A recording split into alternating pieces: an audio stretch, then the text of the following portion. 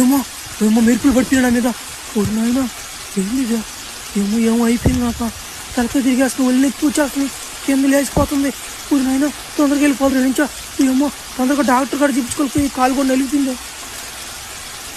ఎవరు నాయన ఏడా ఇందాక రక్తం ఇచ్చింది ఎవరు నాయన ఎవరు రిపోర్ట్స్ నాయన నీయేనా నాయన రిపోర్ట్లా హోరే అభయ్యా అయ్యే రిపోర్ట్లు రయ్యా నీ రిపోర్ట్లు చూస్తుంటే ఒక రెట్ట ఒక వంట పడిపోయిందిరా నాక ఏందా జబ్బు మాకే అంత తెలవడం లేదే 20 సంవత్సరాల నుంచి నాకు ఎక్స్పీరియన్స్ ఉంది ఇట్లాంటి జబ్బు నేను ఎప్పుడు చూడలేదే అసలు ఏం జరిగింది సార్? నేను వర్షం వస్తున్నాను సార్, ఆ వర్షంలో నడుచుకుంటూ వస్తున్నాను సార్. నేను సడన్ గా నా మీద మెరుపు పడిపోయింది సార్, అప్పటాంచి వాటిని అయిపోయింది సార్ నాకు.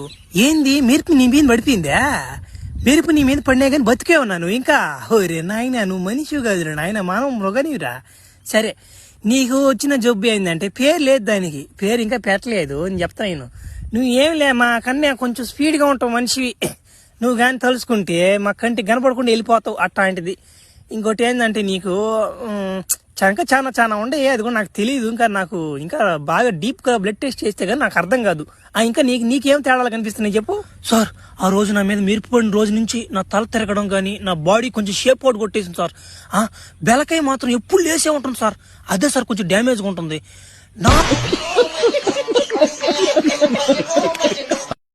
ముందు ఎవడైనా వచ్చినా కానీ వాడు తట్టేయాలనిపిస్తుంది సార్. అట్టేనా మగోడైనా కానీ ఆడ మనిషి అయినా కానీ తట్టేయాలనిపిస్తుంది సార్.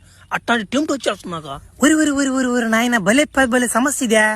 నీ కాడ కొంచెం జాగ్రత్తగా ఉండాలి. నేను కూడా నాయన నన్ను కానీ తట్టి ఒకసారి నేను డాక్టర్ నాయన. సరే బెలకాయ కూడా ఆన్లో ఉంటుంది 24 గంటల. ఓరే నాయన ఇదేం జబ్బు ఇదే. సరేలే నేను పెద్ద డాక్టర్లు కనుక్కొని ఈ జబ్బుకి ఏమన్నా ఏదన్నా ఉంటుందేమో మెడిసిన్